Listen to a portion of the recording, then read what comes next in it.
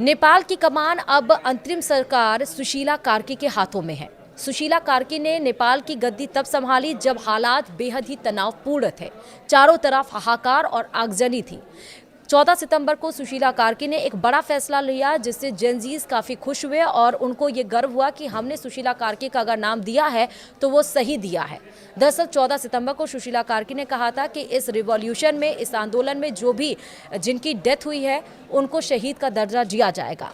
लेकिन आज उससे बिल्कुल उलट खबर आई जब ये खबर आई कि जेनजीज 3 दिन के बाद अब सुशीला कार्की के खिलाफ सड़कों पर आंदोलन करते हुए आपको दिखाई पड़ेंगे। एक बार फिर से हजारों की संख्या में जेनजीज सड़कों पर उतरेंगे, लेकिन इस बार सुशीला कार्की के खिलाफ।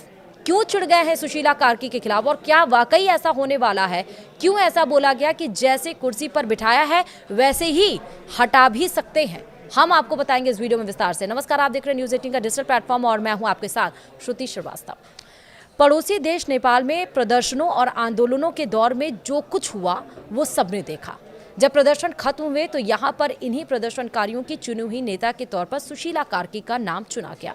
रविवार को उन्होंने जैसे ही प्रधानमंत्री का पद संभाला, यानी कि 14 सितंबर को शाम तक जेनजी प्रदर्शनकारी उनसे भी नाराज हो गए। कैबिनेट मंत्रियों के चुनाव को लेकर हुए ये नाराजगी यूं बढ़ गई कि बात कुर्सी से उतारने और इस्तीफा मांगने तक पहुंच गई। नेपाल की राजनीति में इस वक्त बिल्कुल नया मोड़ आ गया है। नेपाल के युवा वर्ग ने विद्रोह और हिंसक प्रदर्शनों के बाद केपी ओली की सरकार हटाई और खुद ही नई अंतरिम प्रधानमंत्री सुशीला कार्की को चुना। वैसे सुशीला कार्की जेनजी प्रदर्शनकारियों की ही नेता हैं, लेकिन अब वे उनसे भी नाराज हो गए हैं। जेनजी प्रदर्शन के अगुवा रहे सुदन गुरुंग ने तो ये कह दिया कि कुर्सी पर बिठाकर उतार भी सकते हैं। अब क्यों नाराज हुए सुदन गुरुंग और क्यों इतनी बड़ा स्टेटमेंट उन्होंने कहा, हम आपको बता रहे हैं। दरअसल नेपाल के संगठन हामी नेपाल के नेता और आंदोलन में बड़ी भूमिका निभाने वाले सुदन गुरुंग अपने साथियों के साथ अंतरिम पीएम सुशीला कार्की के आवास के बाहर प्रदर्शन में भी पहुंचे। अब युवाओं में नाराजगी इस बात को लेकर है कि कार्की सरकार में शामिल हो रहे मंत्रियों में युवाओं की कमी है। जो सुदन गुरुंग 2 दिन पहले तक सुशीला कार्की के पैर छू रहे थे, उन्होंने उनके खिलाफ कड़े शब्दों में कहा, जिसे पीएम की कुर्सी पर बिठाया है उसे उतार भी सकते हैं। गुरुंग इस आंदोलन में जान गंवाने वाले प्रदर्शनकारियों के परिवारों के साथ पीएम से मिलना चाहते थे। अब ऐसा नहीं हुआ तो वे नाराज हो गए। ये तो एक मामला है। दरअसल बताया ये भी जा रहा है कि सरकार में मंत्रियों के चुनाव की प्रक्रिया में युवा आंदोलनकारियों की राय न लेने की वजह से सुदन गुरुंग खफा हैं।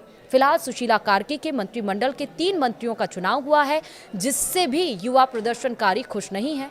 खासतौर पर गृह मंत्री के तौर पर ओपी आराल का नाम उन्हें पच नहीं रहा है। इसके अलावा रामेश्वर खनाल को वित्त मंत्री और कुलमन घिनसिंग को ऊर्जा मंत्री बनाया जा सकता है।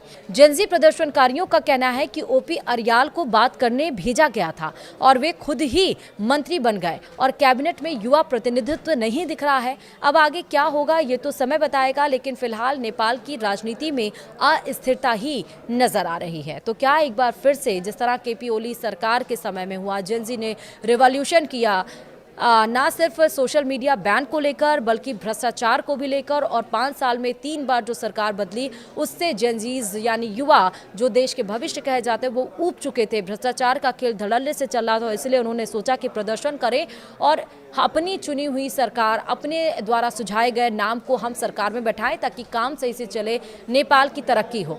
लेकिन उसके बाद जब उन्होंने सुशीला कार्की का नाम सजेस्ट किया तो अब उनके खिलाफ भी जेनजीज काफ़ी ज़्यादा नाराज नजर आ रहे हैं। तो क्या नेपाल में एक बार फिर उसी तरह से रिवॉल्यूशन, उस तरह से आंदोलन देखने को मिलेगा?